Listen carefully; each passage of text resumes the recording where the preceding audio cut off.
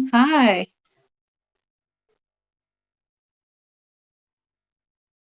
All right. This is cool. Hey, everybody. I'm Riley. I play under the band name Empty Disco, and I'm really excited to be here. It's nice to see everyone. Yeah. So I am a singer-songwriter from North Carolina. Until recently, I was living in Durham. And in case you're wondering what's behind me, this is a sculpture that I made in the days before whatever was behind you on your bedroom wall would be displayed to everyone in Zoom meetings. So that's been fun. Yeah, so I guess I'm gonna start with a song. This is my first show in like almost a year, so it's like I've forgotten how to do it. My new house is 3 bedrooms, white walls, a bricked up chimney, creaky floor, and a big, beautiful porch. It has books and plants and a kitchen. It has art on the wall and rugs on the floor. And I don't know what I'm here for. I don't know what I'm here for. And in the basement, like two dead lovers in a glass case. They've been there for a while now, but it feels like yesterday. Why are you still sleeping? They won't wake back up to me. They won't wake back up to me. Fate keeps us going. Answer astrology, tarot cards, church replacement for the queer bourgeoisie. Let's pray on this together. I am not my mother. Wearing bone chips, fake saints. Just don't open all the boxes in the closet. Faith for pain, good distraction. Oh, good distraction. Bringing girls to church parking lots at night. There was no fight, now I'm fine, and you're quiet, so fine. Is this how I feel?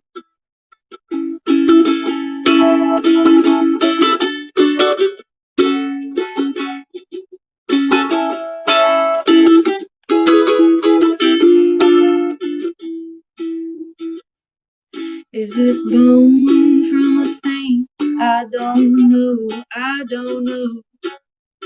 Someone put it in a disco gold. Had to get a new bed, that's a lie. I kept finding your hair on it, and it would make me cry. But I still got the glass box, two corpses that refused to rot. My mother loved her saints, and I love mine. Saint Cecilia let herself be drowned. Persistence is a gift until it isn't. Books on time, books on grief, decomposing isn't easy. What dare do I need to let in? How do I make this happen?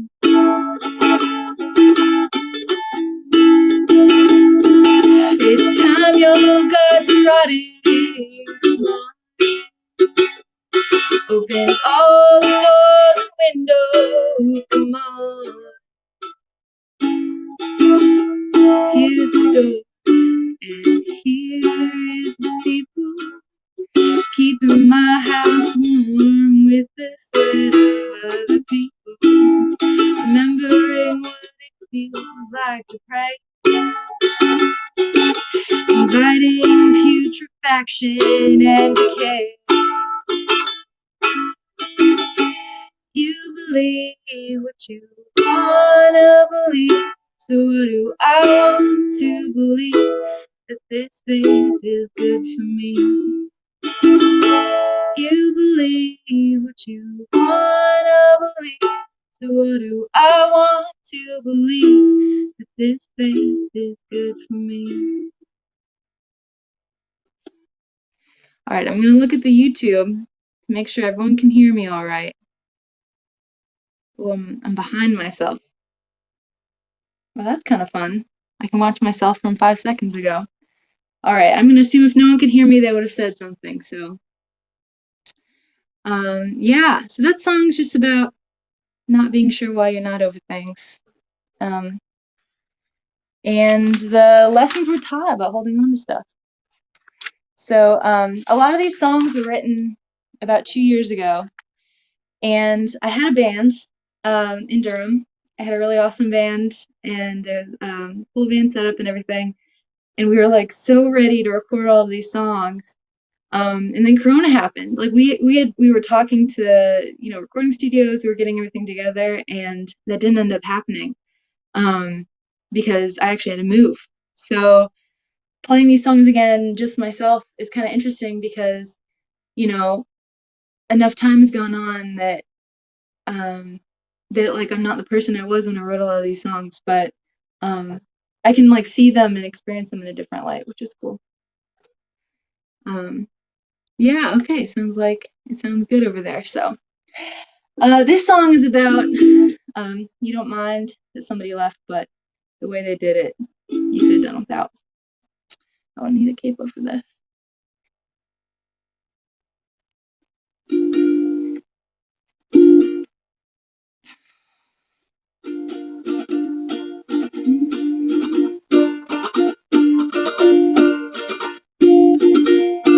I don't mind what you did, but how you did it. And now I'll try my hardest to forget it. I reckon that it doesn't matter now. No, I don't mind what you did, but how you did it. I don't mind that you left where you left me. You made the whole damn process seem so easy. I reckon that it doesn't matter now. And I don't mind that you left where you left me.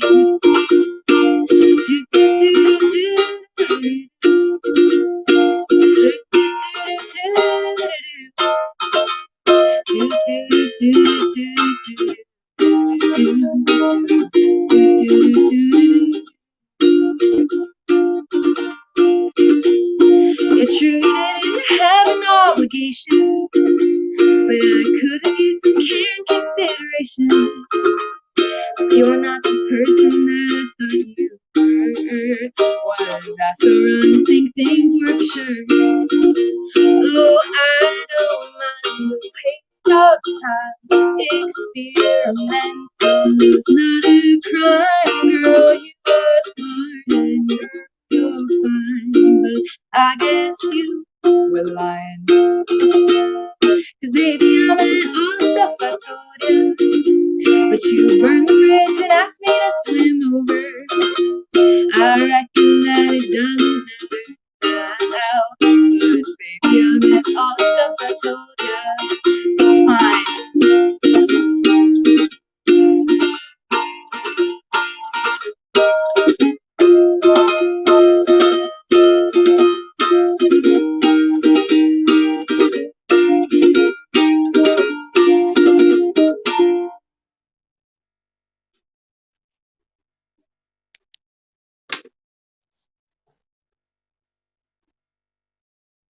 Alright, this next one is called Cheap Gold Ring.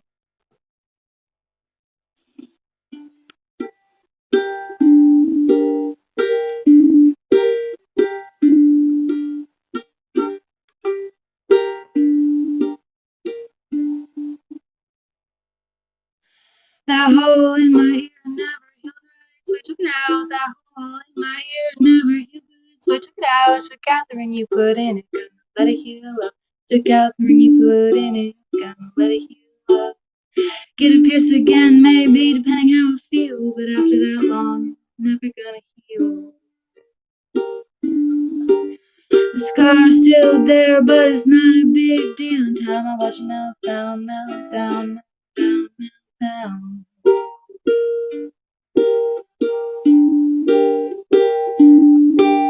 That ring on your finger didn't feel right, so you took it off. That ring on your finger didn't feel right, so you took it off. Real good to see it on you. Smile with the room. It was real good to see it on you. Smile with the room. You said you didn't want a ring, but it was really time. Yeah, you said it felt good, but not right. I didn't handle myself well that night. I melted down, melted down.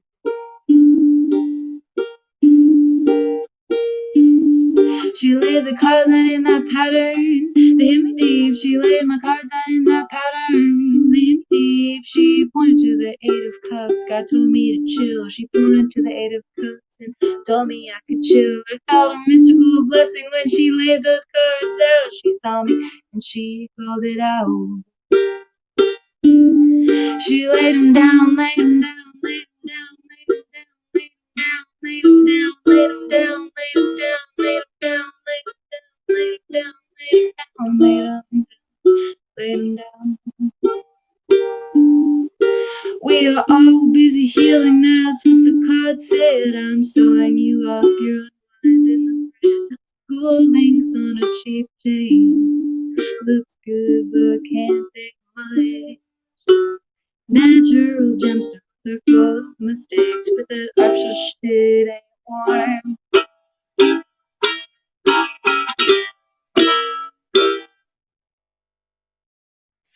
I'm on my way to work. Tuck the chain into my shirt. Tuck it down, tuck it down, tuck it down. Took that ring out of my ear. Might get it pierced again if she asks for it back. I'll ask, where have you been?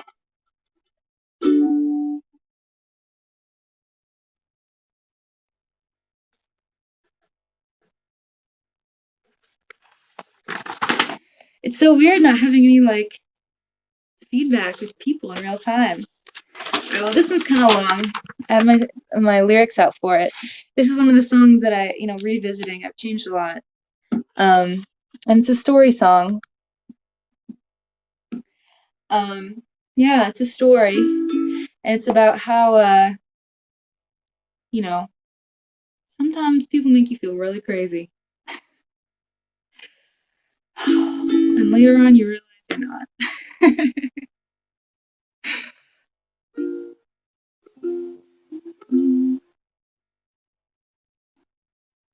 Knew me trying the June heat.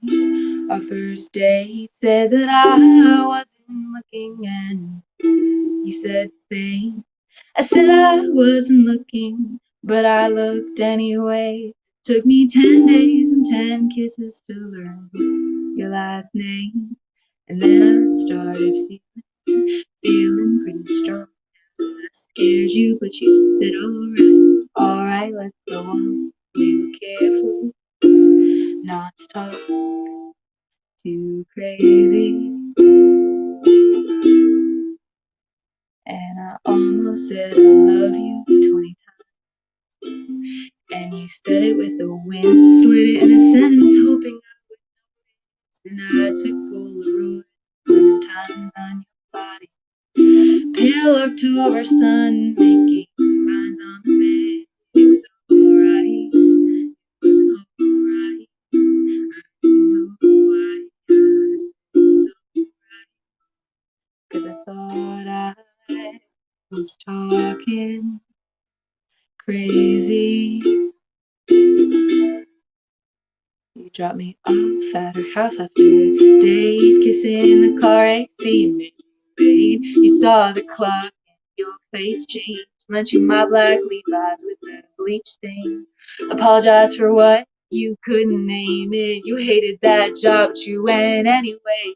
You still have that. You look so good in those jeans. I said something is a little wrong. I don't think this is what you want. I wanted better, something soft. Said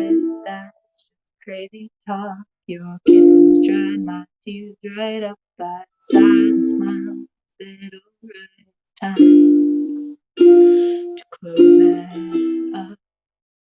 Baby, I stopped trying, boxed it up, Polaroid times.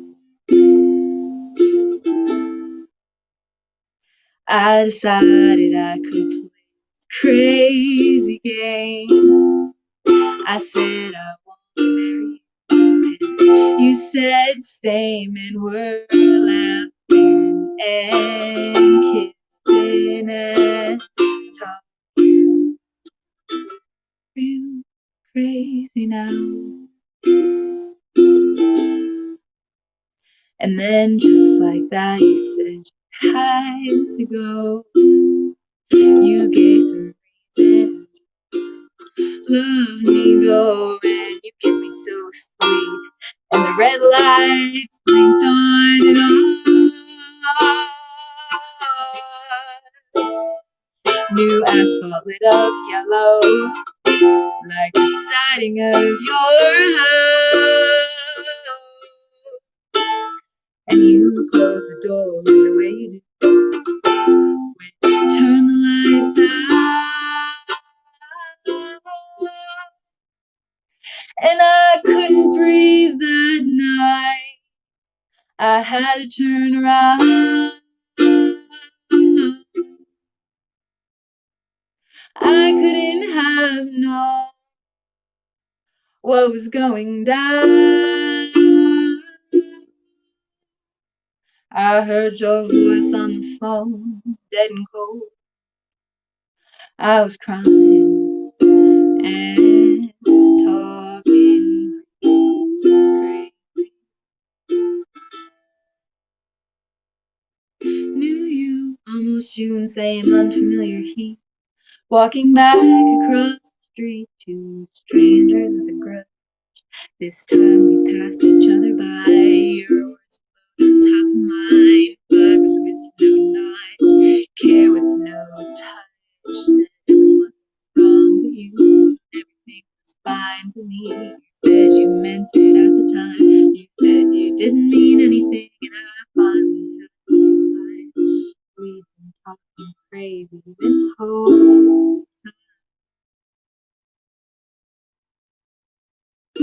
I didn't know you first time, and I don't know you now. You meant yours, and I meant mine. We could ignore the time. Yeah, I never had a shot. It was all crazy talk.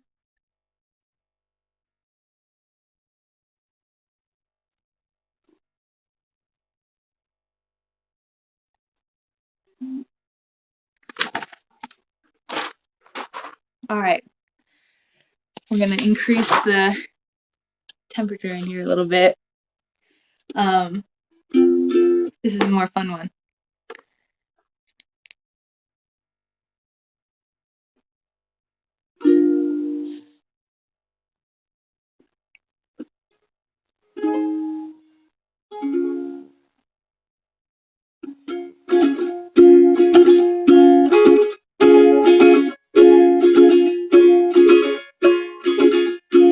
Train track selfies account for a shot.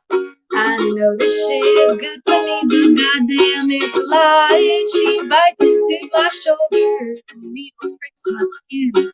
I guess I have to pay for it to pay for y'all again.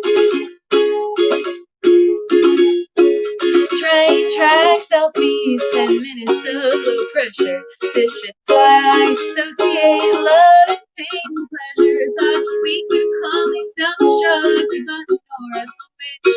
Who knew so much could happen when you ask her to get hitched? You say they're not related, I tell you kiss my ass. I'll head back to the factory if you head back to class. I wish we never started, I wish we never stopped. This ain't the life I wanted, but it's the life I got.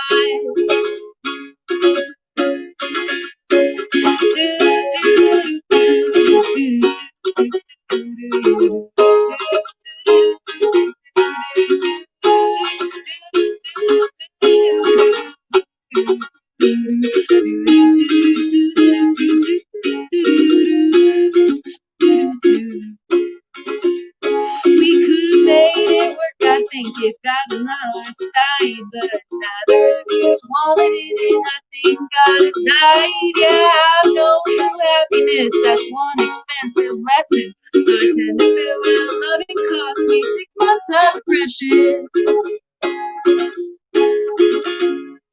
Train, track, selfies, account before shot. I know this shit's good for me, but goddamn, it's a lie.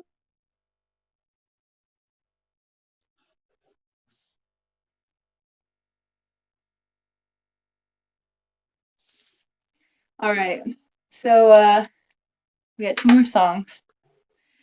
This next one is actually it's probably gonna be a single very soon. I haven't put out recorded music in a long time. Things keep happening. But we've actually recorded all of this except for a drum part because our drummer didn't have a way of home recording. So if you know any drummers who've got a good home recording setup and want to play some grungy country, get in contact. Oh yeah, I'm Empty Disco. If you missed that the first time, I'm from North Carolina. I live in Virginia right now. And yeah, you can find me on Empty Disco on Facebook. There's an Instagram I never use. Or emptydisco.com. Yeah. Jeffrey Lewis made a joke that Empty Disco is the perfect band name for the coronavirus era because all the discos are empty, you know? All right. Yeah, so this is called Overwatered, and it's basically like, you know, no matter how good you do, you can kill something if it's not the right thing to be doing.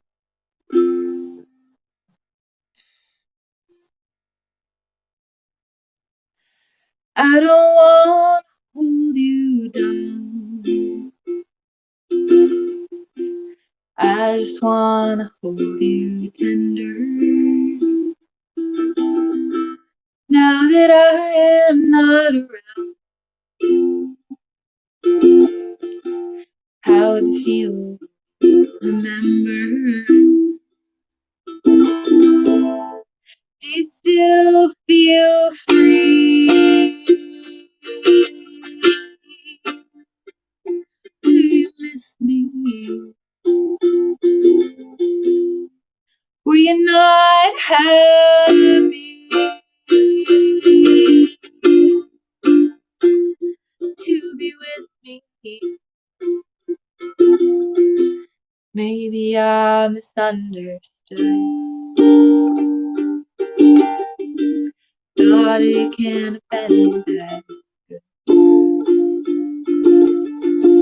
Maybe I misunderstood.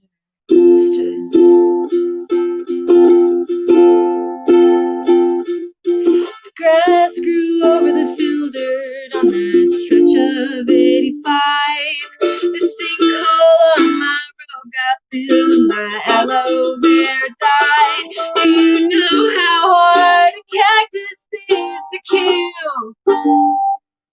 Do you know how hard cactus is to kill? Did you see the deep red pig out of the corner of your eye on your way for reassurance? You did nothing wrong. You did nothing wrong. Oh. Right. Guess it just wasn't right. Baby, I misunderstood. Guess it can't have been that good.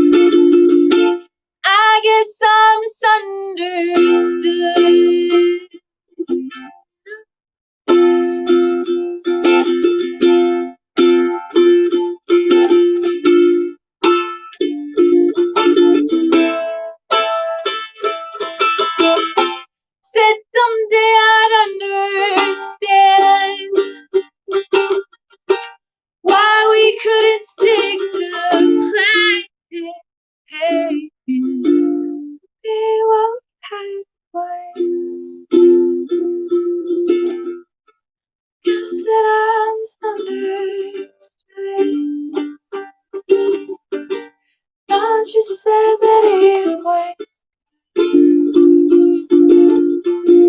You don't pin this all on me. Thought you said you're happy.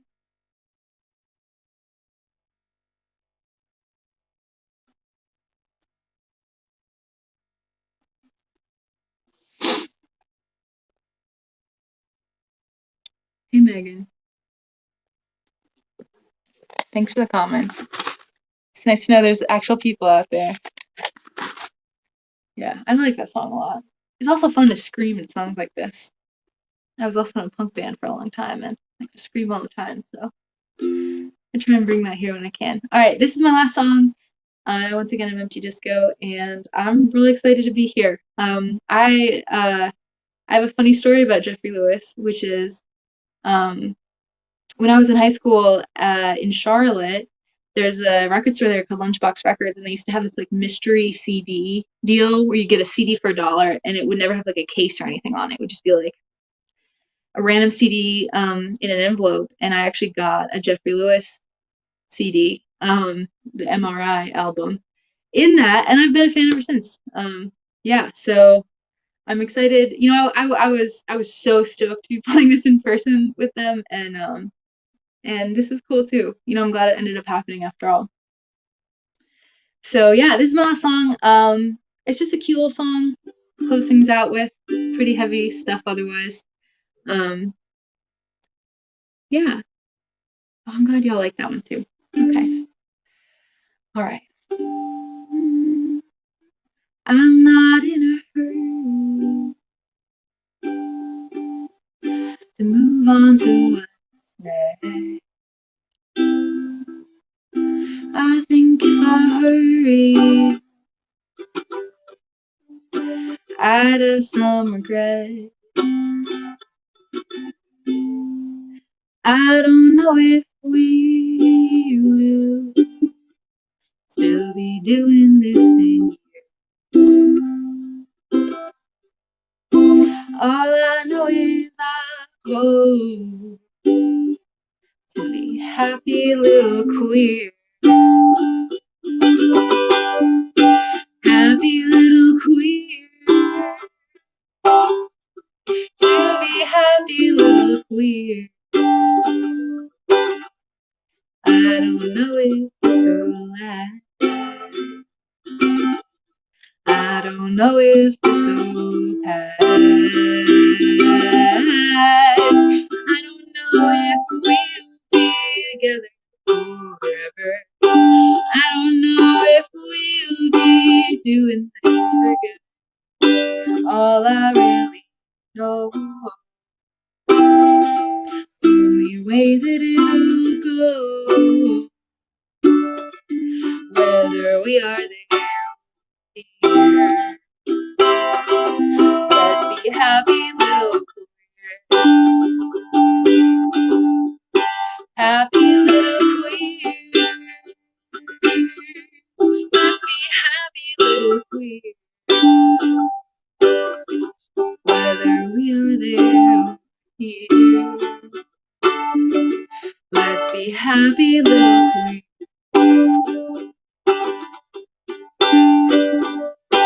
I never thought this shit would last. I thought it would already passed. I never knew what you mean to me. I couldn't have known all the ways we've grown. Happy little queers. Happy little queers. You and me. Happy little queers. Happy little queers. You and her and me. All right, y'all. Thank you. Thanks for being a wonderful audience. over over YouTube. So yeah, up next is jphono1. I'm really excited. So stick around. All right, bye.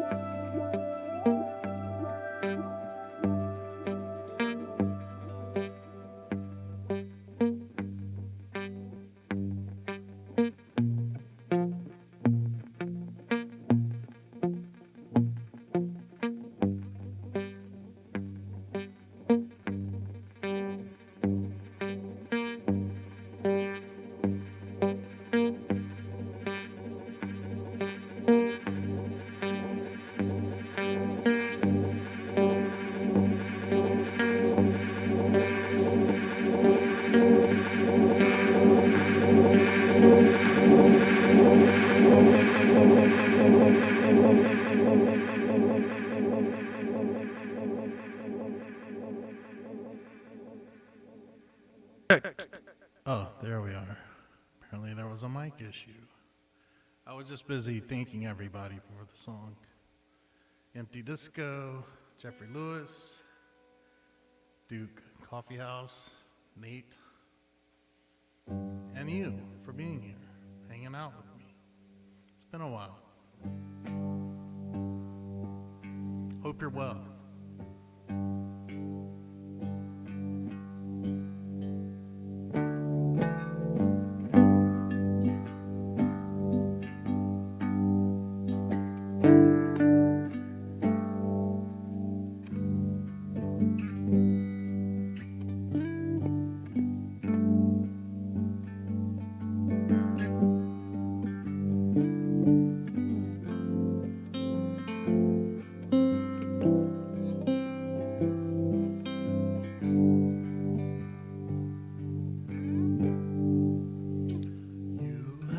Style in the way you locate your best smile. I always want to be here with you.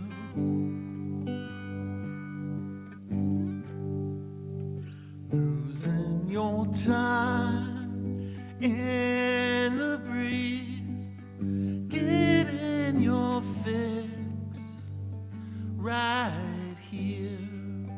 We will return to the sky with no fear.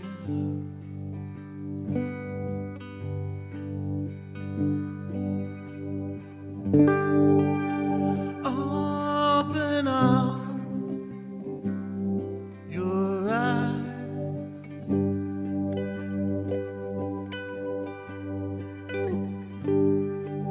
Another wave, another ride.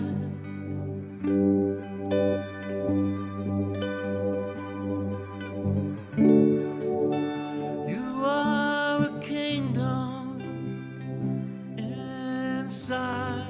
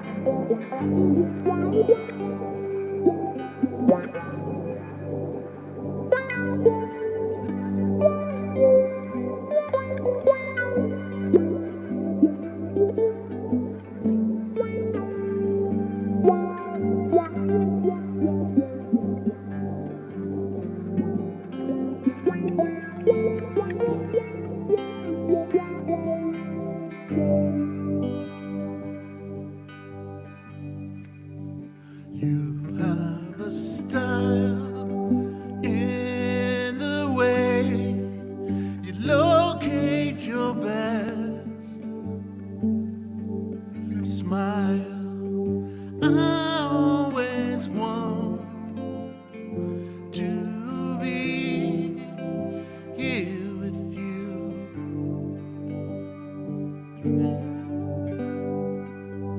Losing your time in the breeze, getting your fill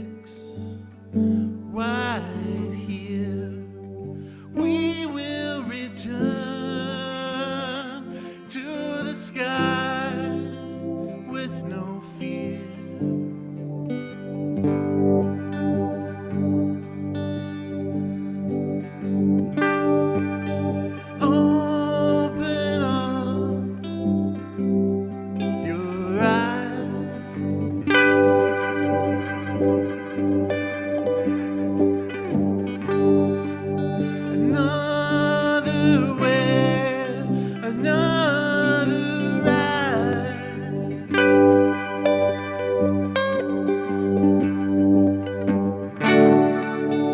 You are a kingdom inside.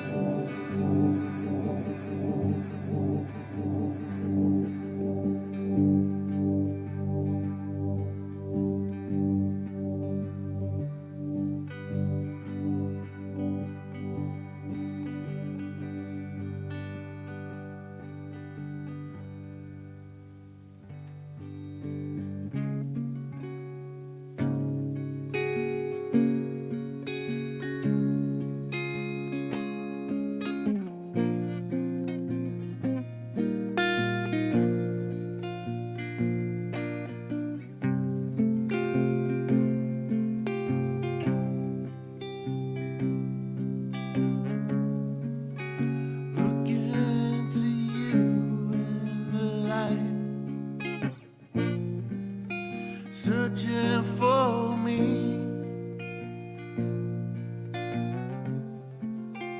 Colors appear in the night.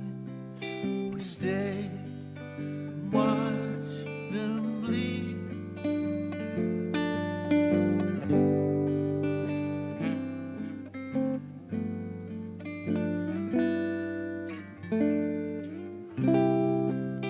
Into one we become, magnetized stars and sun. You are my high on fire, and I'm your chosen one.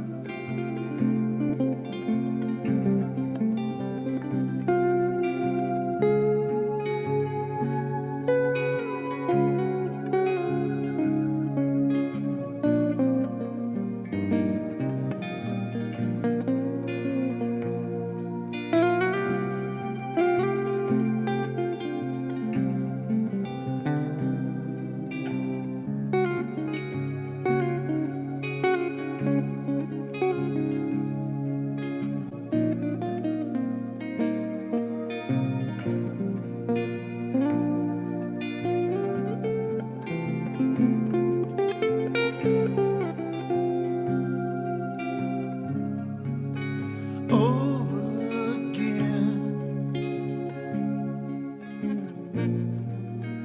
come back around, build back the sky in the weeds without making a sound.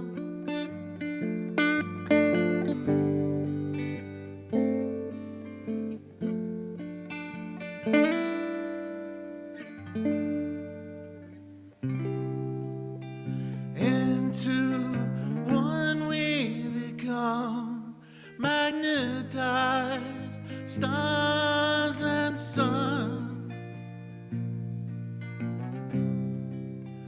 You are my high on fire, and I'm the chosen one.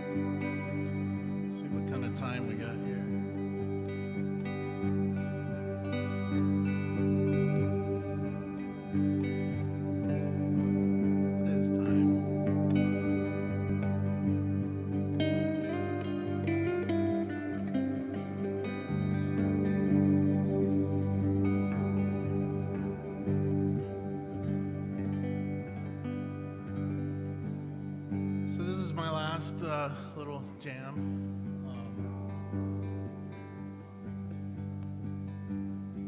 It's not short. Had a pretty strange week, so this just feels real good. Remember to try to be present with yourself, love your friends and family, tell them that.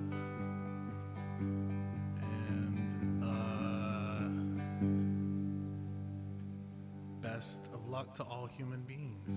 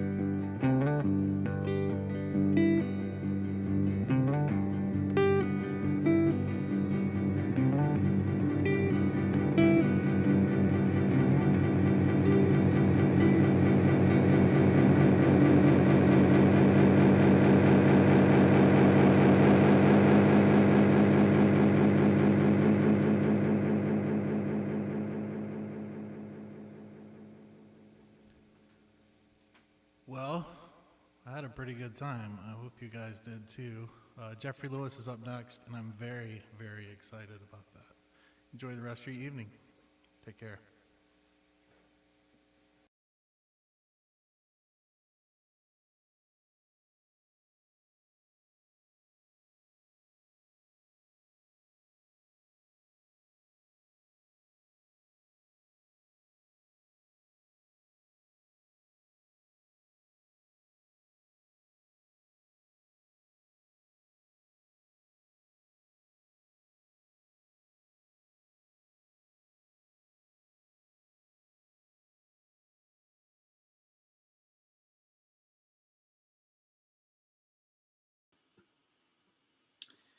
Hello, I see myself on the screen. I guess that means we're starting. Thank you, Empty Disco. Thank you, jphono1. And thank you, Deep Coffee House.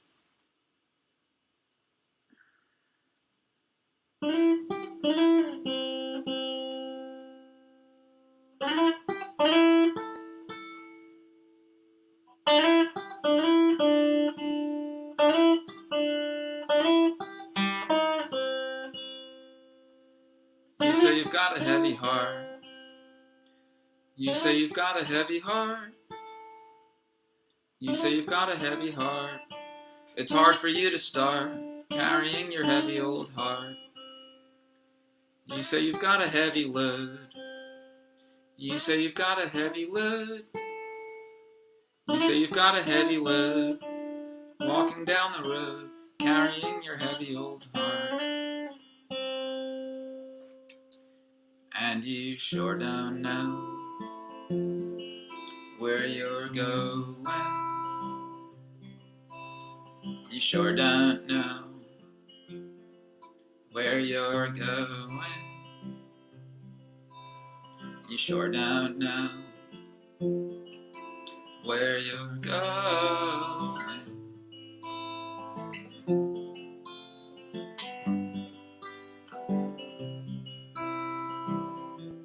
But I say that the sun don't know when it's glowing. A flower don't know when it's growing. A river don't know when it's flowing. You're doing better than you know. You're doing better than you know.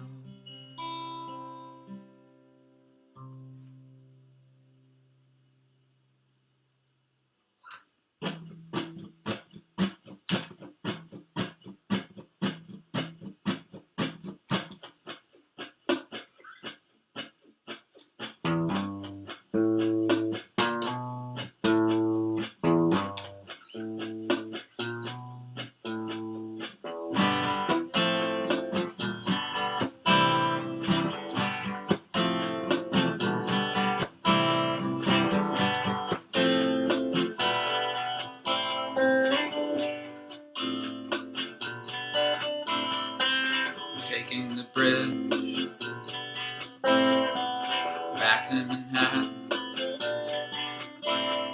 It's black on the river and the sun is still setting. Bicycles flying down the incline to Brooklyn. There in the home stretch, but our path is just starting. We went to a movie, now we're gonna break up. But I haven't told you, cost the walk's 40 minutes. It's black on the river, but it's still beyond us. The streets are behind us. It's steep and we've started taking the bridge back to Manhattan.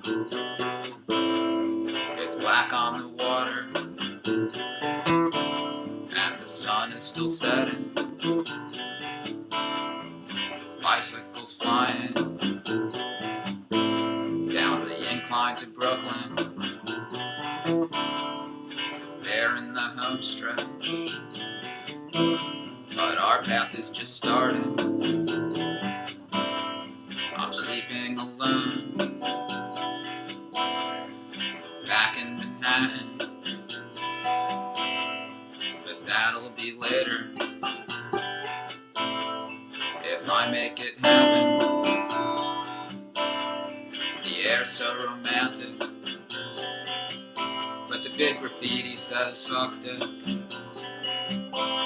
While the night drifts so gently through the sadness between us, taking the bridge back to Manhattan. It's black on the river and the sun is done setting. Bicycles riding down the incline to Brooklyn. Now we're up on the river in the middle of nothing. Some girls are magic for some other person. You'll know that you're worth it, but I'm still not that person. You liked me this morning. By midnight you'll hate me. Everyone's fragile. You're better off angry. Taking the bridge back to Manhattan. It's black on the river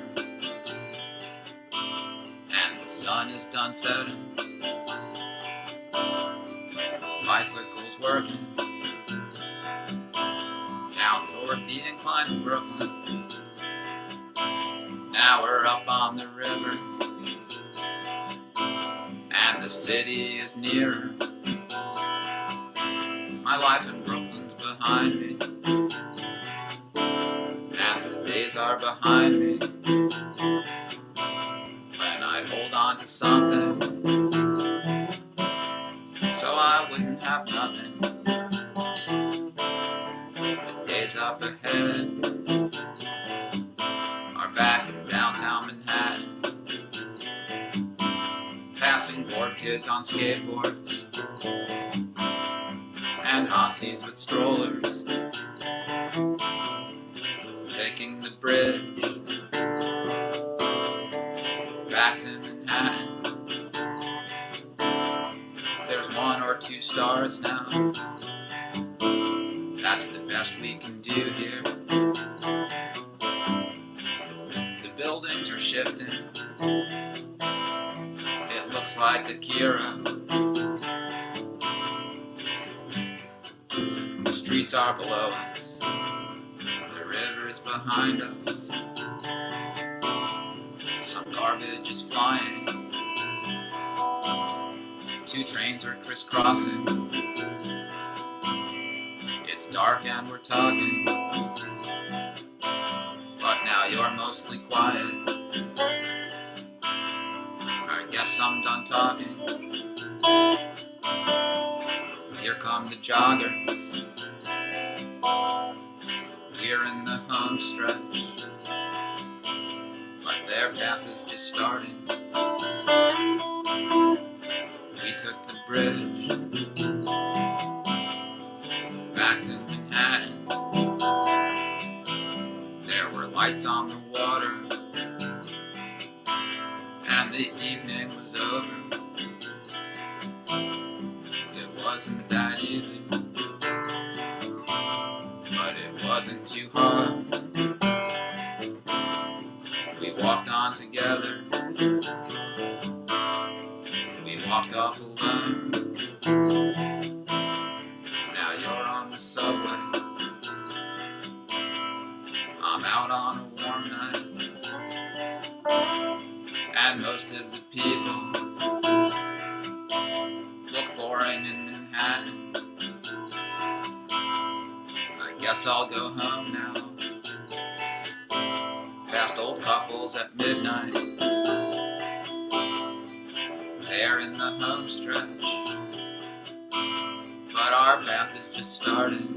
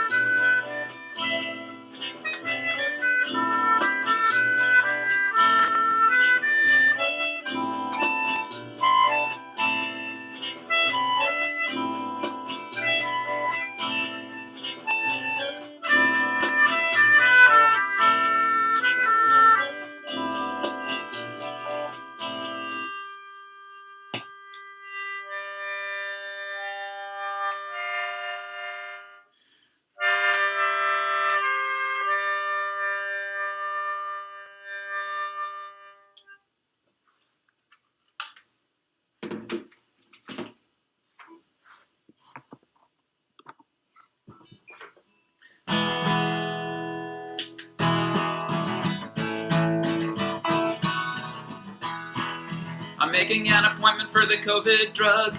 I want to be vaccinated. It's been a year since I gave my friends a hug. I want to be vaccinated. Living in dystopia is losing all its charm. I'm sick of rising numbers, paranoia, and alarm. So hurry, hurry, hurry, and just stick it in my arm. Oh, oh, oh, oh, oh, oh. I never see my family or a gig or movie theater. I want to be vaccinated. But now that all seems normal, and that makes it even weirder. I want to be vaccinated. Let seniors and essential workers get it in advance. And although I'm scared of needles, man, just give me half a chance. I'll be rolling up both sleeves and be pulling down my pants. Oh, oh, oh, oh, oh, oh. Ba, ba, ba, ba, ba, ba, ba, ba, ba. I want to be vaccinated. Ba, ba, ba, ba, ba, ba, ba, ba, ba. I want to be vaccinated.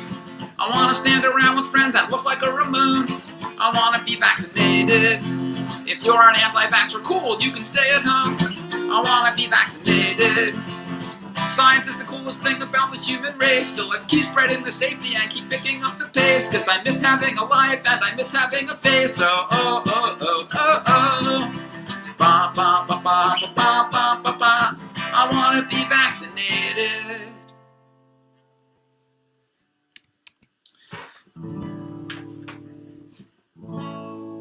Oh, you know, since you are here in my living room, I thought I would show you guys some stuff, because there's a lot of limitations, obviously, about doing these gigs from home. I wish we were at Duke Coffee House. I wish I was there at Duke Coffee House with all of you folks, and of course with Empty Disco, whose name, the irony of whose name I'm sure need not be pointed out, and jphono1, who was excellent, and the Stray Owls, who were supposed to be part of this gig originally when it was booked. I booked this tour with my band. It was supposed to happen in May, then it was canceled. Obviously, I switched it to October, and then it was canceled again, and now, we kept switching it around. Finally, it ended up being an online gig. The benefit to doing this as an online gig, where you're here with me in my living room, is that I can show you some stuff that I wouldn't ordinarily be able to show you. So, here's the first installment of tonight's section.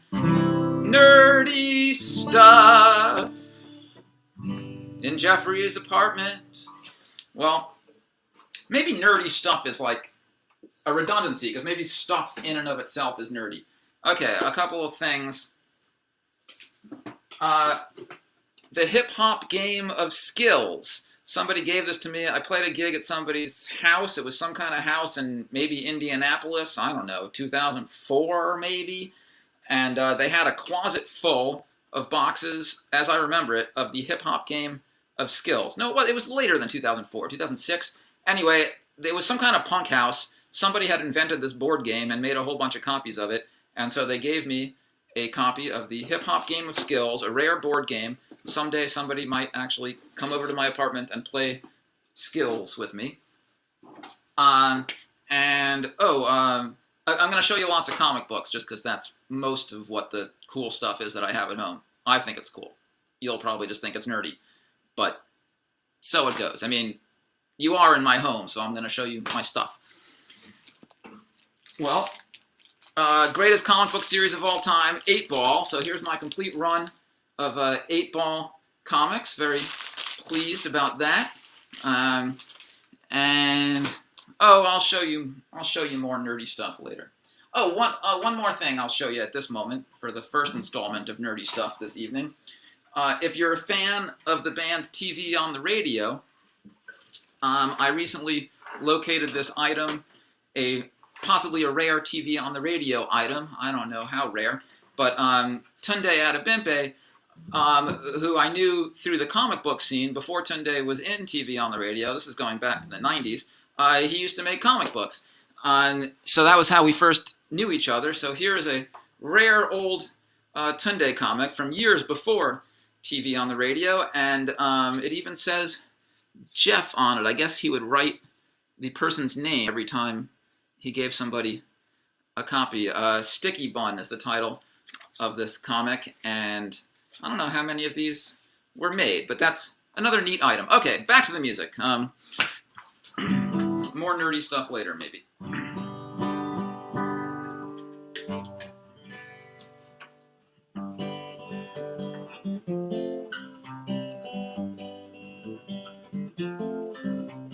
I wrote fan mail to Mother Earth. I even tried the phone and rang her, 'cause the stuff she's made up since my birth makes each day a cliffhanger. There's just no getting bored with life, each year's unprecedented, so I feel like giving life a cheer for the weird stuff it's invented. Oh, my little life on Earth, you make me not want to leave, 'cause each time I'm sure I've guessed the plot, you've got more up your sleeve.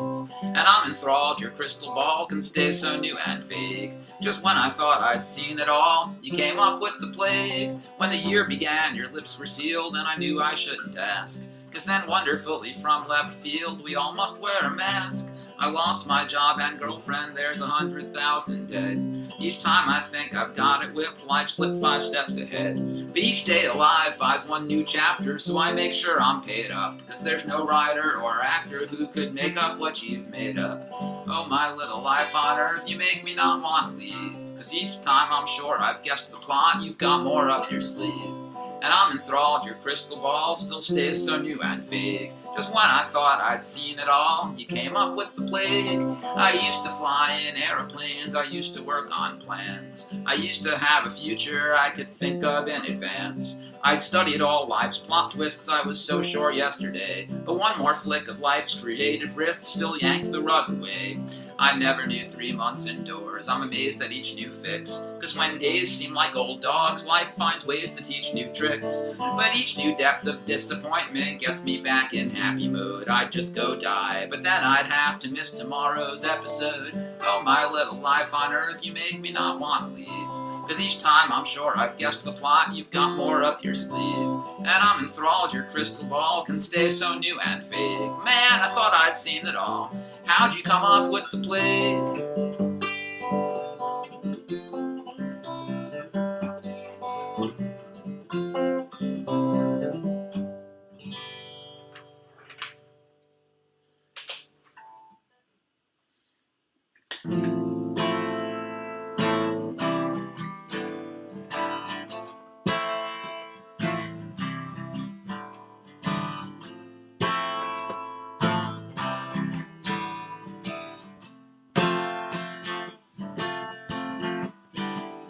I wrote pages about how I could never. So many phases back and forth and wherever. Sometimes so quiet, hearing the little mice creep, while in my head the riot wouldn't let me sleep. Up hills in Portugal, across the Berlin Wall. Now it's hard to remember when I had no hope of you, my friend, but it's not impossible. It's not impossible. Now I know it's not impossible.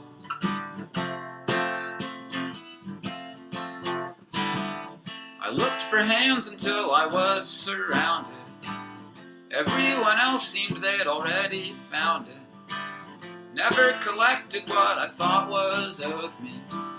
Now I know it's not you, but at least you showed me. It's not impossible. Now I know it's not impossible.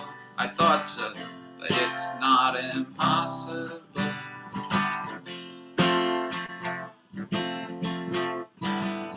I'm still not certain, but it's not so deadly. I'm not that person that despaired so steadily.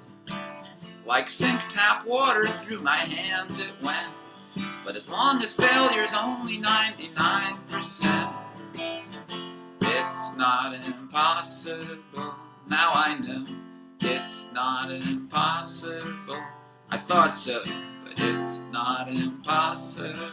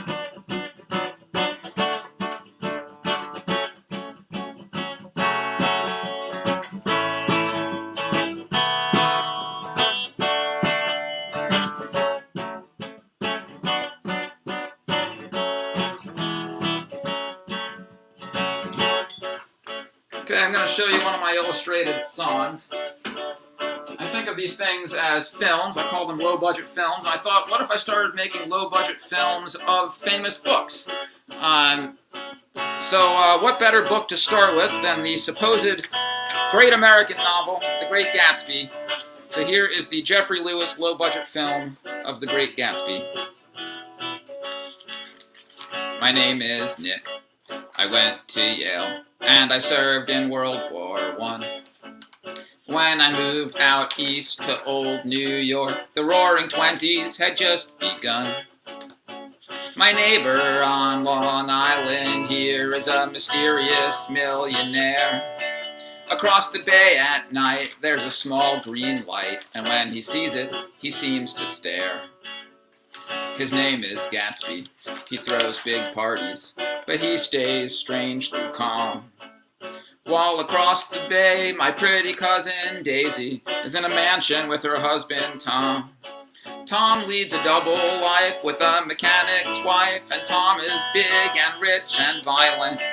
But rich sleaze is ignored, except by a weird billboard, which sees everything but stays silent. Then my girlfriend Jordan says before the war, when he was poor, Gatsby dated Daisy. But when the war was done, she married Tom for money, and that's the reason Gatsby's crazy. He worked with bootleg crooks, he bought a lot of books, he hosts parties, he's a snappy dresser. He bought that giant home across from Daisy's own, and everything was only to impress her. So I helped Gatsby get back with Daisy, but then her husband Tom says, "Look, if you investigate, Gatsby isn't great. He's just a poor guy who became a crook." So Daisy stays Tom's honey, 'cause Tom has old money, and Gatsby has to drive them home that night. But as their car goes flying past the creepy sign, she runs over the mechanic's wife. And when the poor mechanic is in a total panic, Tom tells him Gatsby was the driver. So the poor sad fool shoots Gatsby in his pool, then shoots himself, and that leaves no survivor. Well, Nick's still my name, and that green light's still the same as it remains so far away at last. And so American mobility is revealed as futility, 'cause we're all just prisoners of the past.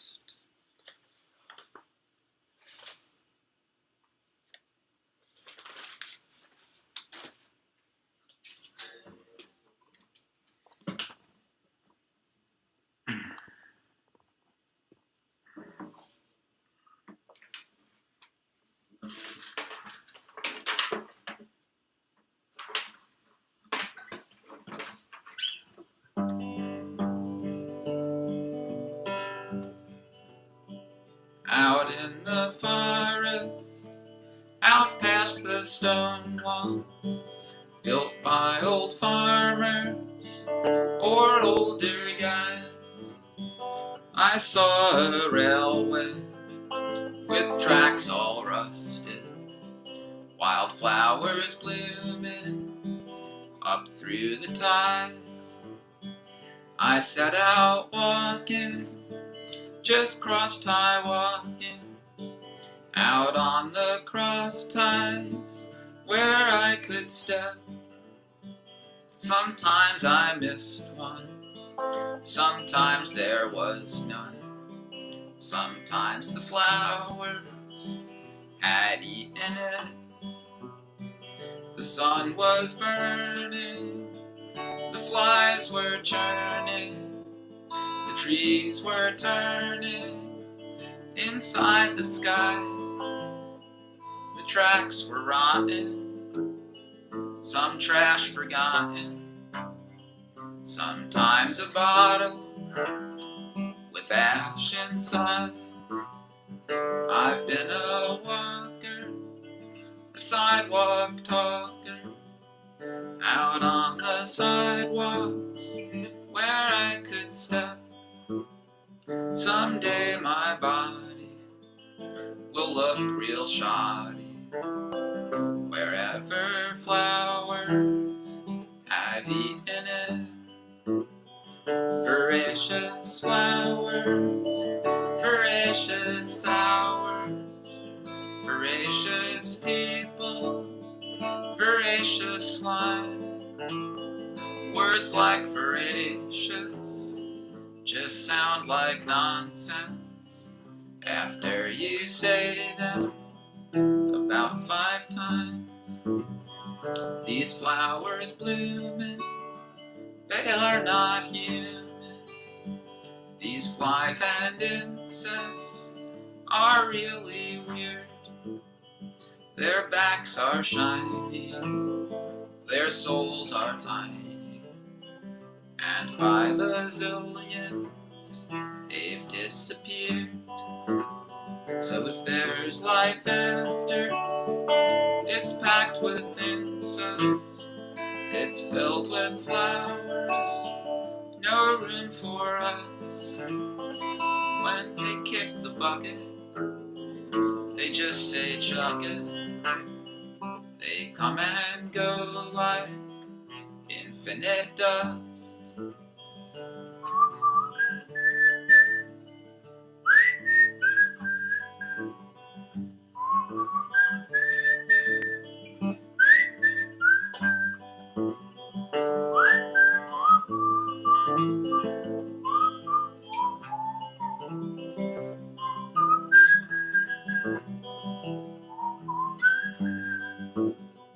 The human race is beautiful faces, changing places, reform and bust.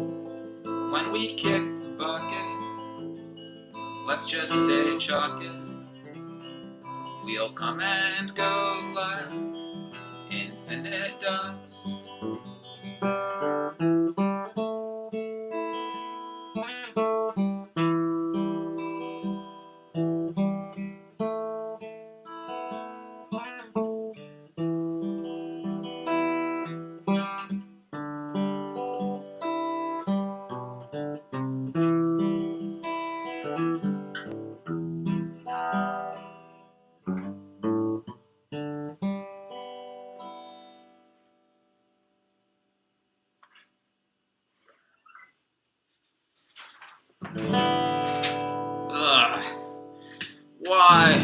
must a hangover feel so bad?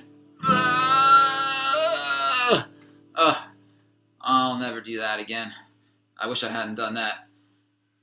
Well, by hangover, I mean heart hangover, known in the medical dictionary as heartbreak.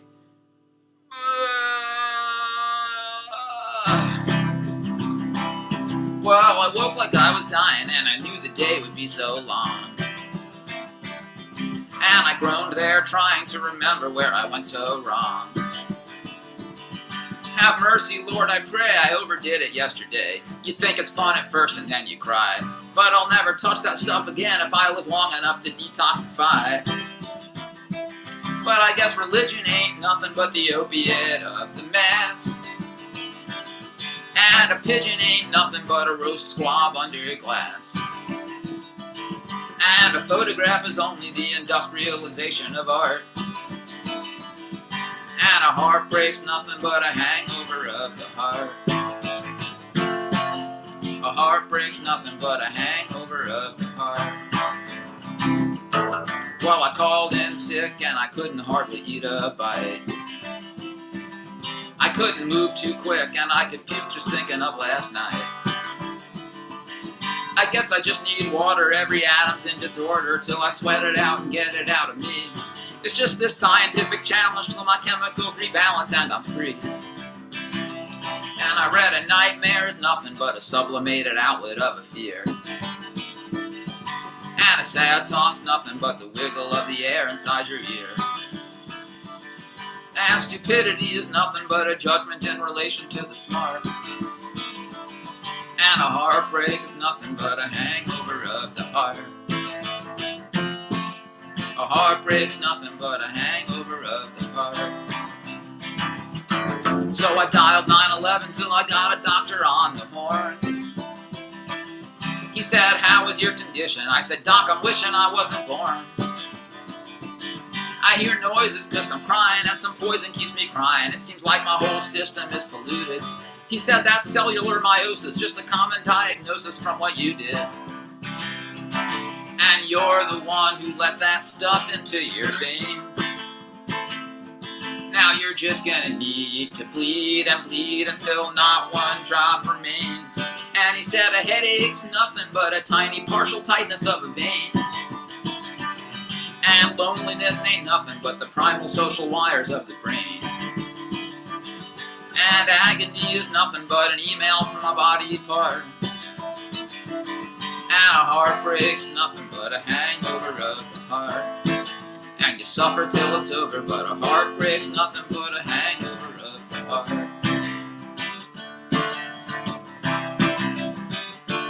And he said, good luck. See you on the other side. Hangover. It's just a hangover of the heart.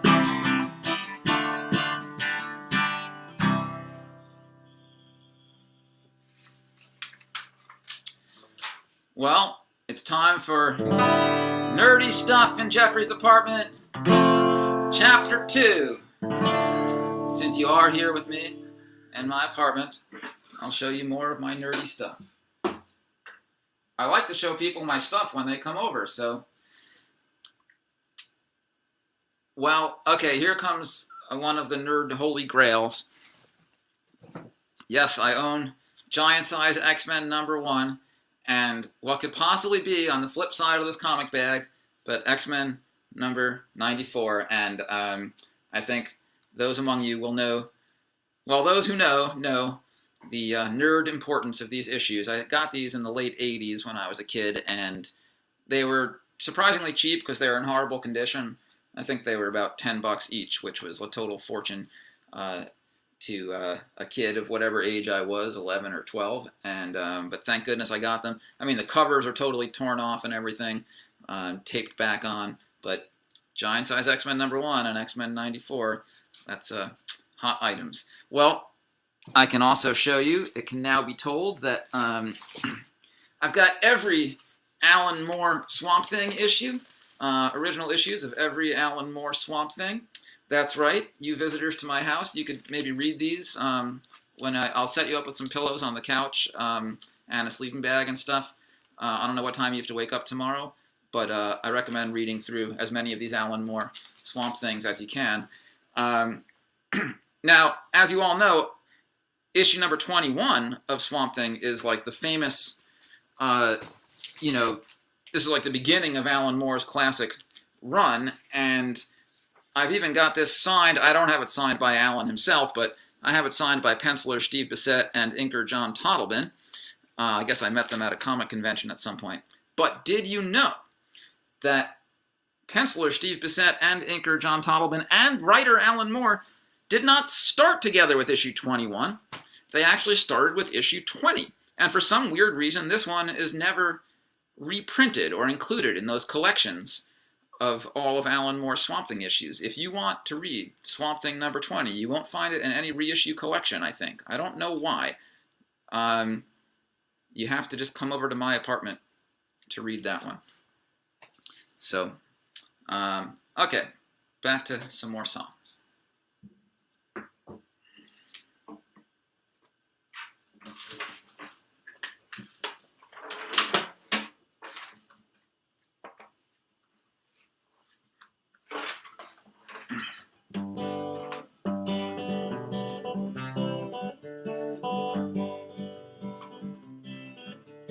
Try to see your parents more, 'cause they're so weak and old now. But they just can't let you live without always being told how. Then spend time with your child, be responsible and silent. But you lose it, then you know that you're a monster and a tyrant. It's family, so you call because you're too grown up to fume. But somehow you've hung up and thrown the phone across the room, 'cause you're a weakling and a loser, you just never get it right. Down from the way that you were raised to how your own home is tonight. These are the ones you love the best, so why is it always such a mess? And what the hell's it for, since you're rotten to the core? Well, it's fun. It's just fun. Pick out someone friendly who romantically excites you. Start the hopeful dreaming of what if he or she likes you. Know that you could love them and build up a blissful fantasy that this is finally something and how good your lives would be. But then feel wretched when it's clear it's just your far-fetched dumb idea. Remember that you're lame and ugly, groan and cry, why would they love me? Why even try to cope? And why even have hope? You're disgusting, that's for sure. So what's hoping for? Well, it's fun. It's just fun. Know your only joy would be a life of creativity. So never have a moment when you're actually at liberty. Live a life where friends or relaxation leaves you working, 'cause it's wasting time with nonsense when you know you should be working. Foresee your glowing promise as an actor or a painter. Then get honest, you're a hack who knows their glow is getting fainter. Then know your life's been total dirt and wish you could begin again. Then crumple one more worthless work and toss it in the bin again. You hung your head against the desk and suffered in the agony of coming face to face against that stuff that you can never be. It's lame and infantile, all this painful, useless trial, and complete humiliations and frustrations and impatience. You're just not fortunate, that's certain. So why this tortured, screaming burden? Well, it's fun. It's just fun. It's just fun.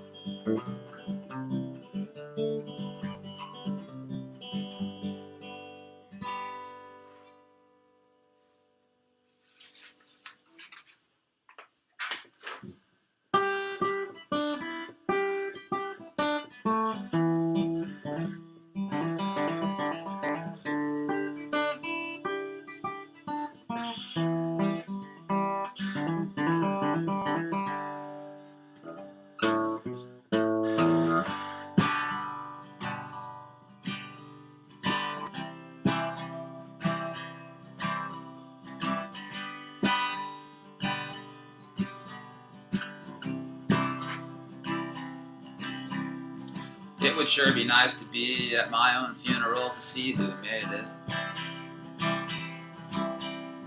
People should have funerals while they all can still appreciate it.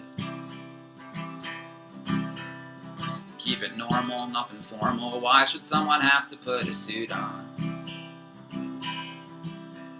So please throw me a funeral one day a year. I'll lie here on the futon. And I hope You can make it on Friday. And I know it's short notice.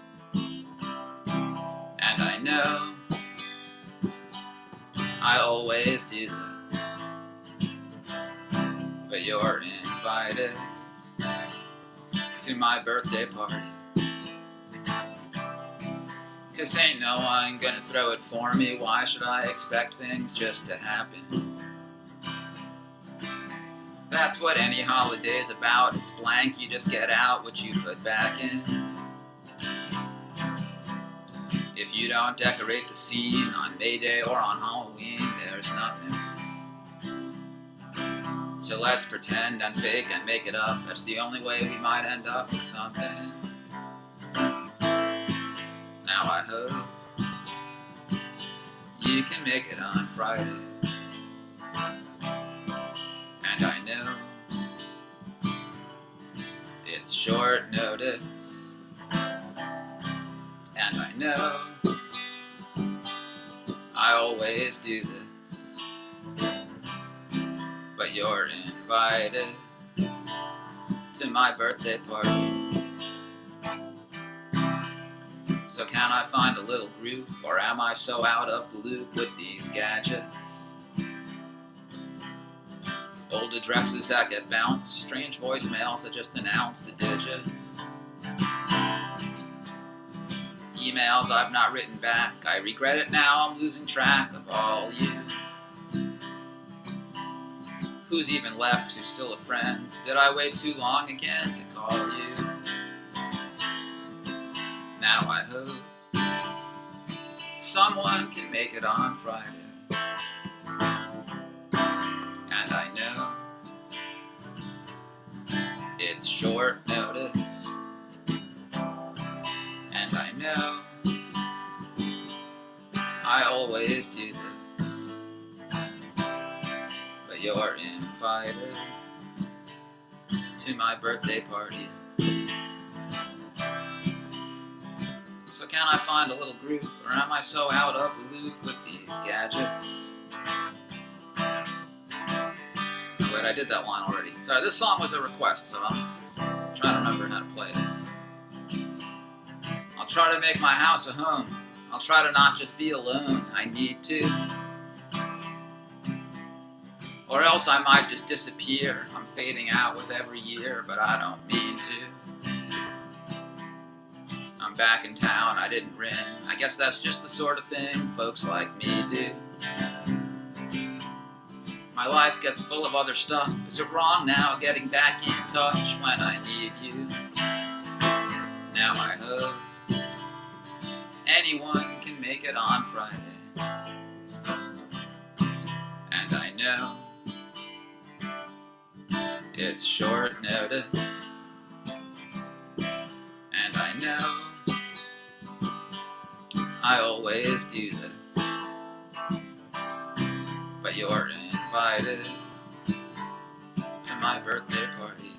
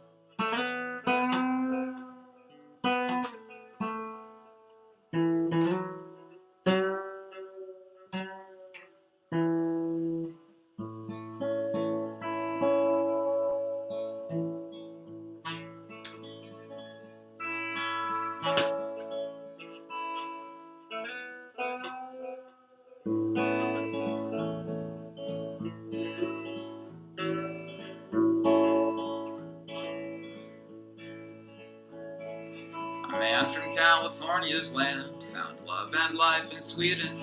When his baby girl was born, her heart was formed from both those regions.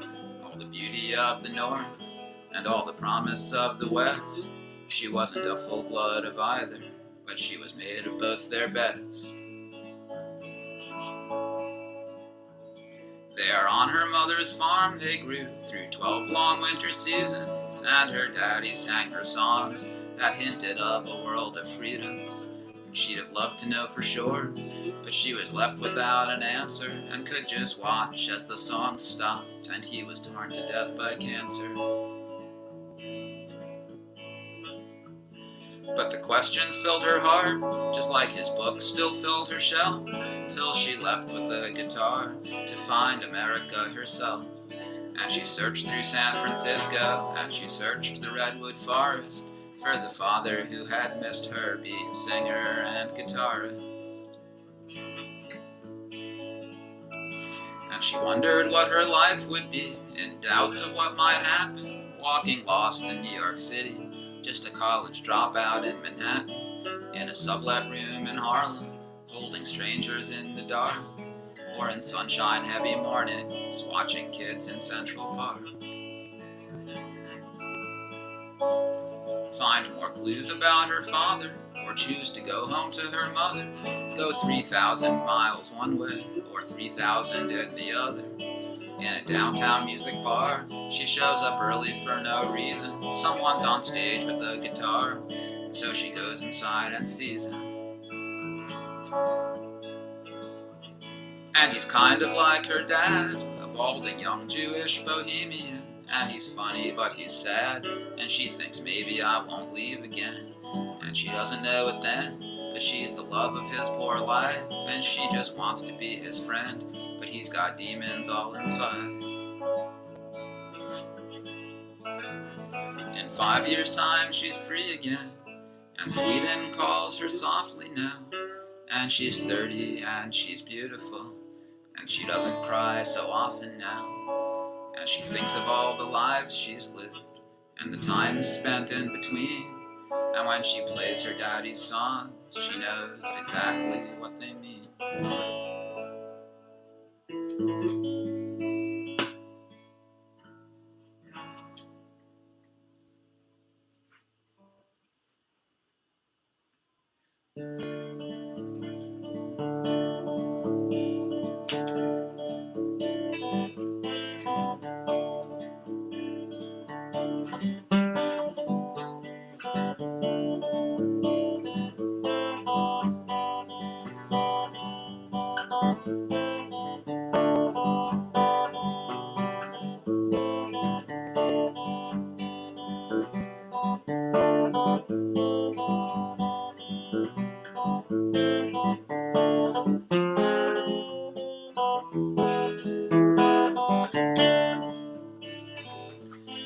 I'll try showing you another film.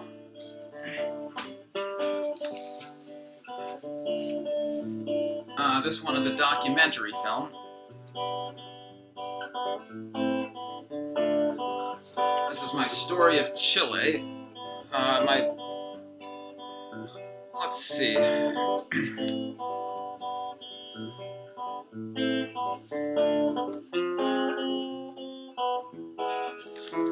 Down the coast of South America rolls Chile long and green, a land once ruled by Inca that was colonized by Spain. The colony claimed independence in 1818, but they let the inequalities of conquest still remain. By the early 1900s, Chile mined its copper ore, and the U.S. businessmen that owned the mines were billionaires. While a few wealthy Chileans owned all land, the rest were poor. But democracy brought votes, and voting everybody shares. By the 50s, votes brought socialists like Salvador Allende, who asked why Chile's mines should be for U.S. businessmen. And he said, "We don't want violence, may our voting change things gently." And though he lost the race for president 3 times, he ran again. And the 60s generation saw the votes for changes grow, as the peasant Victor Jara sang of better days to come. And the 60s government did make some changes, but too slow. And in the vote of 1970, this time Allende won. In the US, Kissinger and Nixon heard this and exploded. We're supposed to love democracy, but really, who are they kidding? Our corporations make the rules. Who cares what Chile voted? Allende must be smashed, but our involvement must stay hidden. So in secret, Nixon asked that Chile's army stop Allende, but Chile's General Schneider told them absolutely not. So the CIA sent funds to lesser men in Chile's army, and on October 1970, these men had Schneider shot. With Schneider gone, new generals came who weren't quite as loyal. But still, Allende trusted they'd respect the people's vote. And a new vote now said Chile owned the mines on Chile's soil, and the wealth of copper now could fund the new laws that they wrote. So wages rose for workers, education spread like fire. There was milk for hungry children, homeless peasants now had farms. And though Allende promised peace, but Chile's rich called him a liar, while anti-Allende forces blew up roads and gathered arms. Then the truckers went on strike to protest rules they hadn't chosen, and the owners of the factories made all factories shut down.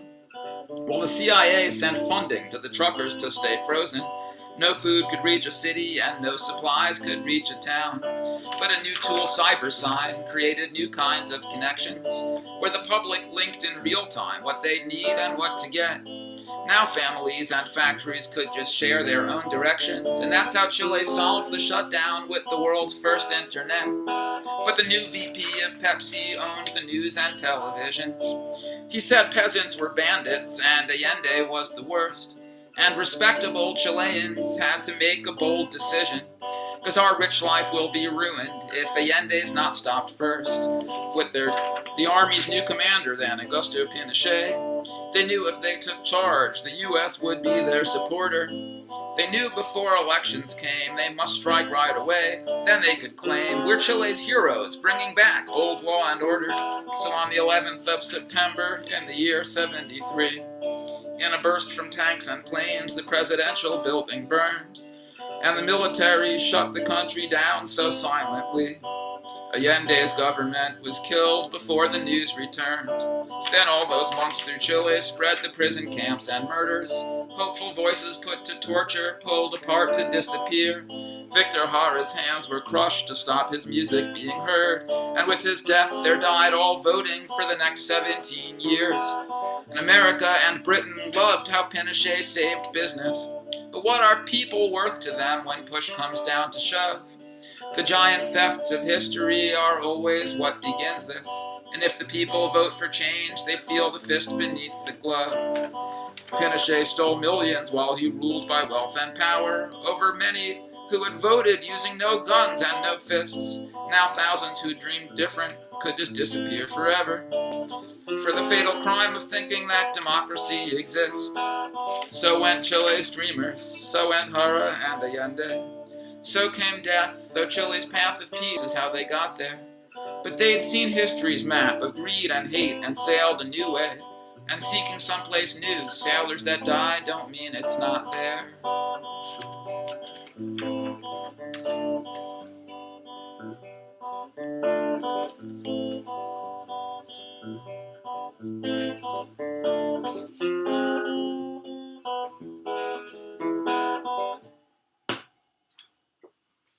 And I have to especially thank Duke University for putting together the show, and Ariel Dorfman, a professor at Duke University.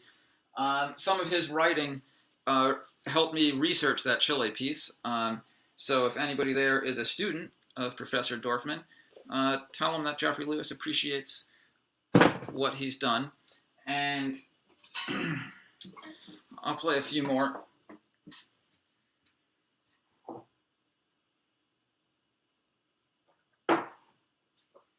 Oh, that was an Ariel Dorfman book called Heading South, Looking North, a memoir of his growing up in Chile and how he had to leave the country. And I read a whole bunch of different books and researched various films when I've done a bunch of those historical illustrated songs in the past, and each time I try to do as much research as I can. And the works of Ariel Dorfman, that book and others, were very helpful and inspirational, and I just thought it was so cool that he actually is a professor there at Duke University. It's too bad this gig can't be in person, because I might try to seek him out, although I'm sure he's got better things to do with his time. Okay, well, speaking of time, a couple more here.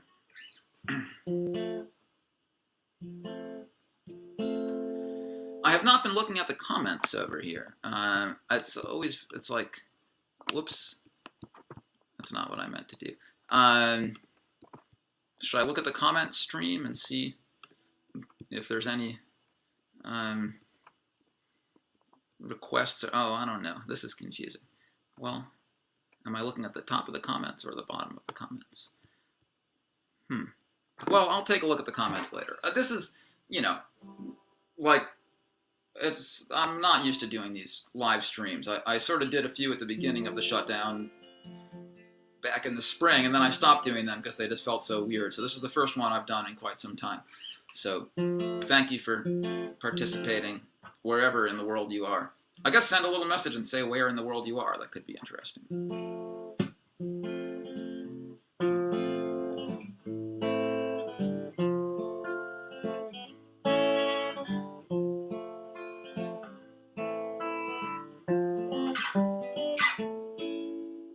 Out the window, hear the birds that peck and sing, birds that walk and birds that fly, birds just doing their thing. Outside there, one dog that sniffs, and one dog likes to sound tough. One dog trots and one dog walks, that's 4 dogs doing dog stuff.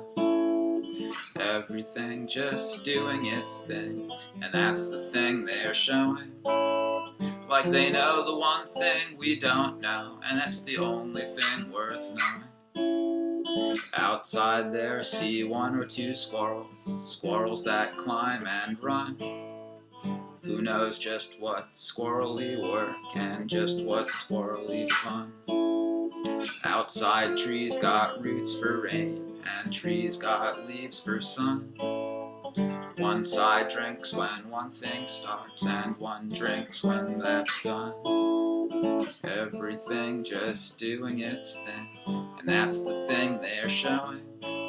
Like they know one thing we don't know, and that's the only thing worth knowing. Outside fleas look like they're lost, like flea brains ain't so good. Meanwhile, we do things we shouldn't, while they do things they should. Outside flies don't seem so smart, and flies don't live so long. But we act like there's nothing right, and they act like nothing's wrong. Everything just doing its thing, and that's the thing they're showing. Like they know one thing we don't know, and it's the only thing worth knowing. The only thing worth knowing. They know one thing we don't know, and it's the only thing worth knowing.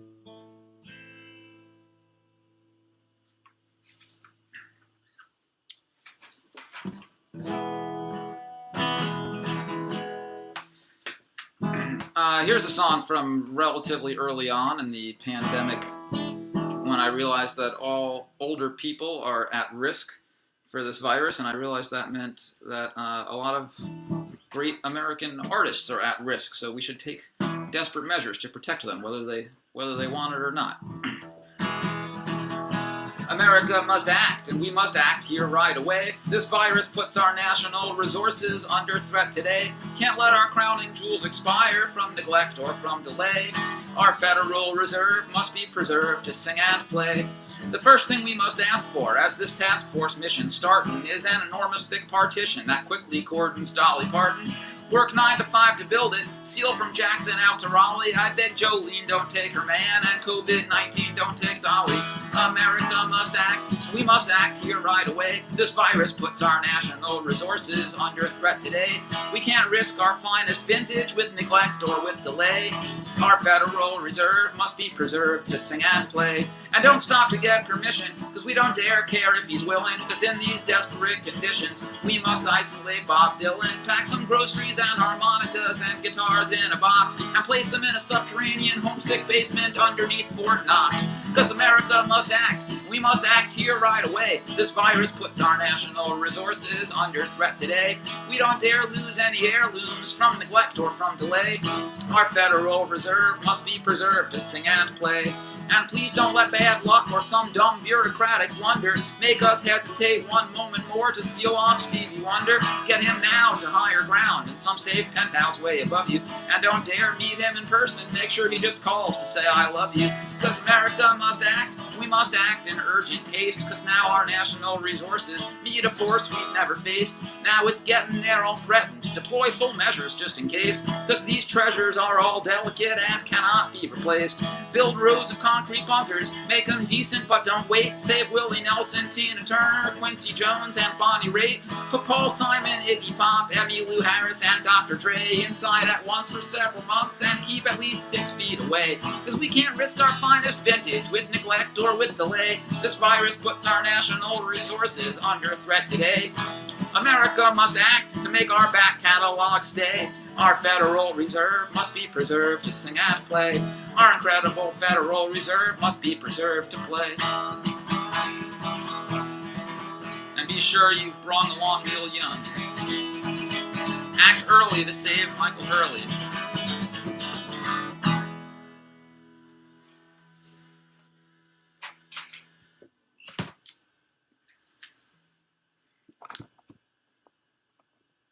Oh, okay, I do see a request, so,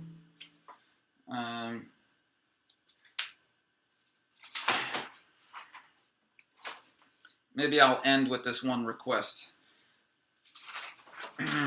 as I pick up all of the items scattered around here. But, okay, before that, I'll show you one more nerdy stuff in my house, nerdy stuff in Jeffrey's apartment, since you're here.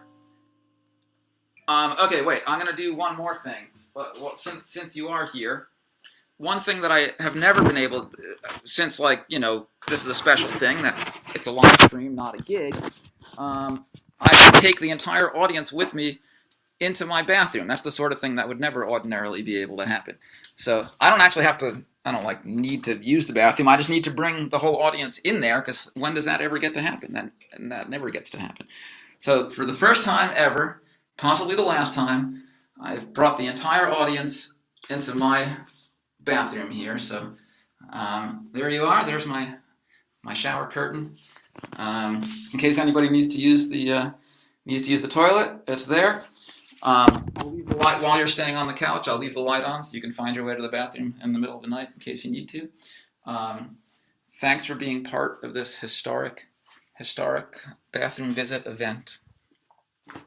Now, you're not going to be able to do that once tours start. You're going to wish the pandemic was still happening. You're going to wish that every time you saw a gig, the musician's bathroom, all of you, the entire audience, right there, paying a visit, all in the bathroom together. Special moments brought to you by the pandemic, perhaps never to be repeated. Okay, and this one request. Thank you guys again for tuning in. Thanks to Nick. Thanks to Empty Disco. Thanks to jphono1. Thanks to Stray Owls, even though they weren't able to make it. My name's Jeffrey Lewis, and oh yeah, I was gonna show you more nerdy stuff.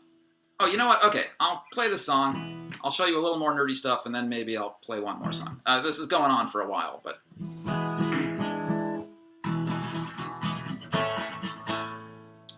We look back and say people were morons. They were lunatics, numbskulls, and harebrains. 'Cause in old times, the bars allowed smoking, and ashtrays were built into airplanes. Such schmucks, those poor nicotine addicts.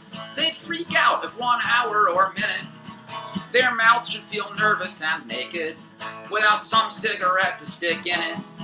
But if you could give me the choice now, to end up as a lung-cancered crone, to be hooked on Marlboros or Camels, versus now being hooked on my phone, Well, at least smoking looked freaking badass for rebels and rock bands and rappers, men and women who did things their own way, cool cowboys and beatniks and flappers.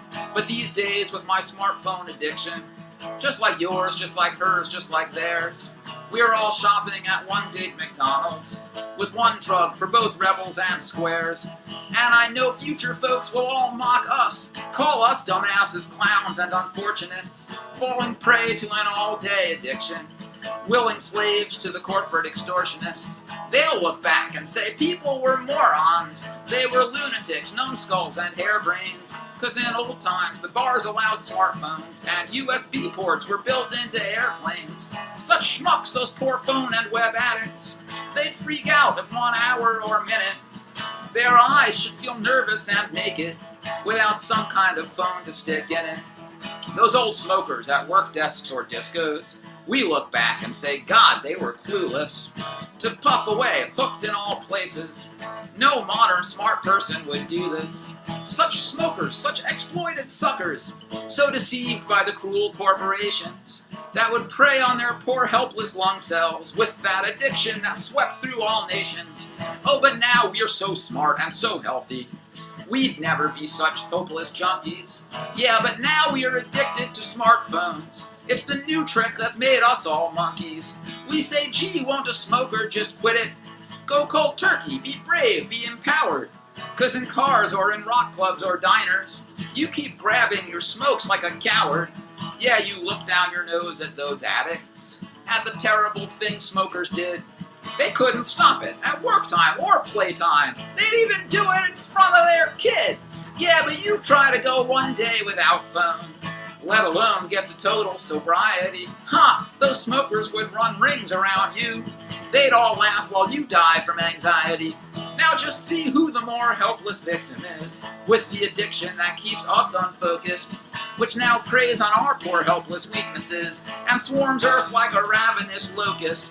So those smokers were just downright lucky, man. It was possible, at least, to kick those things. Now watch me step out, light up, and check Instagram, 'cause my dumbass is addicted.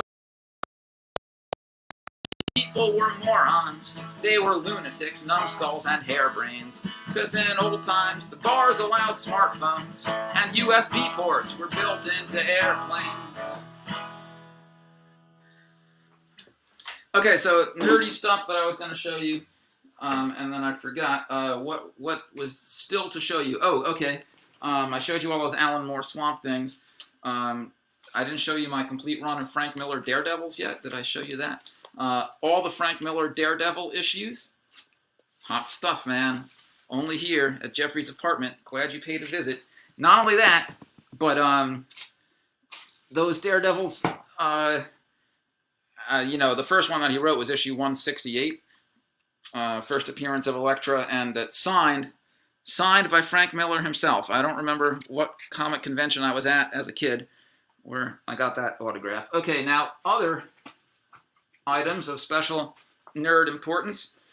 The original Teenage Mutant Ninja Turtles comic series, when the Ninja Turtles were a large black and white magazine format. That's Teenage Mutant Ninja Turtles issue number 1. That's issue number 2. Not first printings. These are like second or third printings. But these are first printings. Issue number 3. That's the first printing of Teenage Mutant Ninja Turtles issue number 3. And the first printing of Teenage Mutant Ninja Turtles issue number 4. I was a big fan of that stuff back in their early underground days when I was like 11 years old. In fact, I have the very first ever Teenage Mutant Ninja Turtles t-shirt. I think it might even still fit me. I don't know. Might be getting a little tight nowadays. But this shirt is from like 1985 or something like that. There had never before been, as far as I know, a Teenage Mutant Ninja Turtles shirt. It glows in the dark, and that's the first piece of Ninja Turtles shirt merchandise that ever existed, and I still have that. In fact, I loved the Teenage Mutant Ninja Turtles so much that I made my own comic book series, Humanoid Atomic Samurai Squirrels.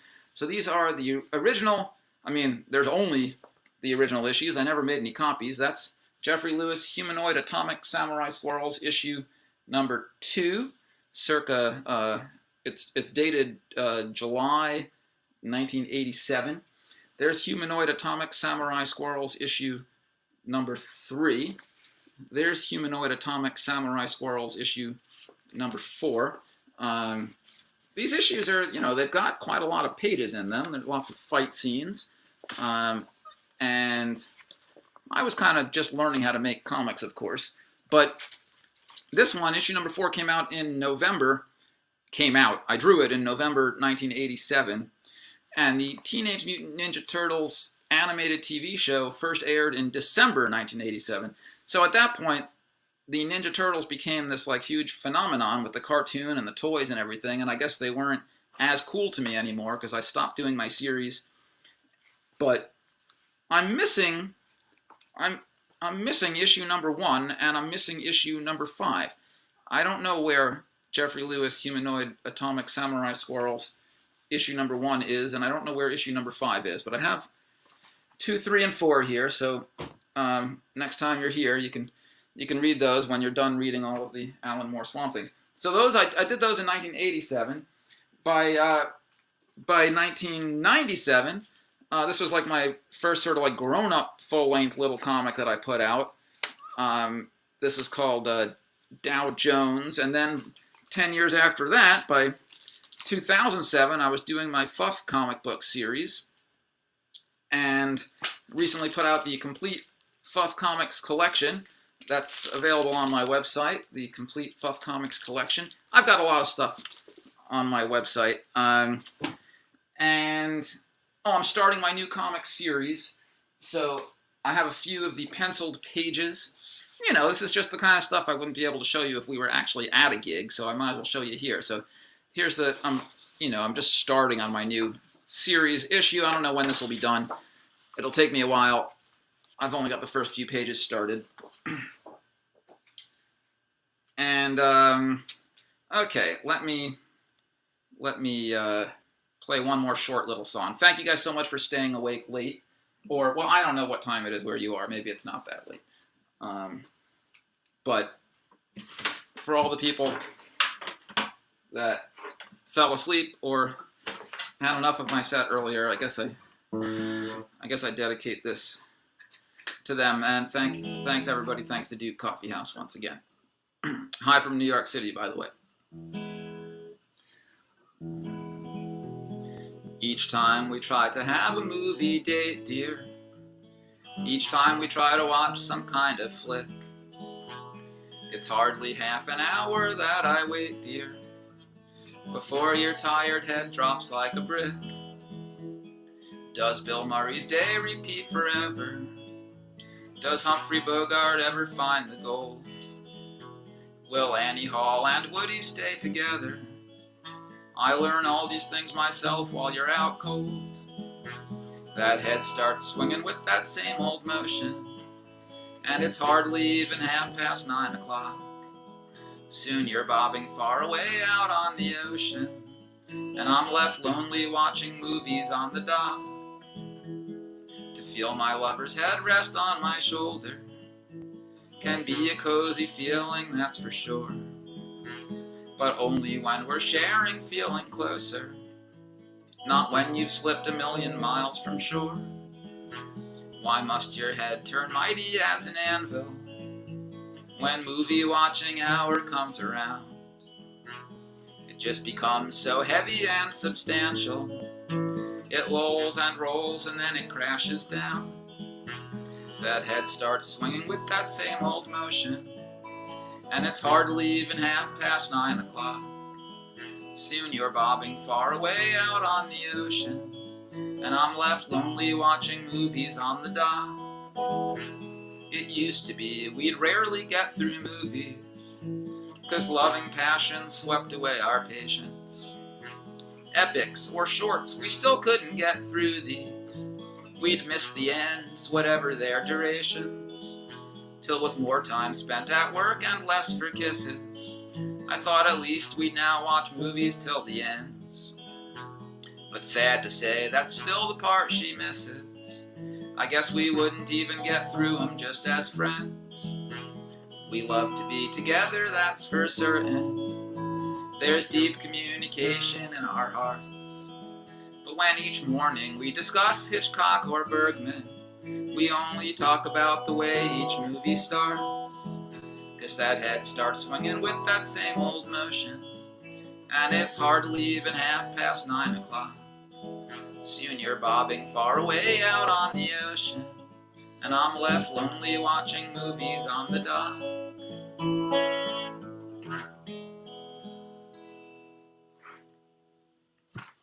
Have a good night. Thanks for listening and watching and visiting.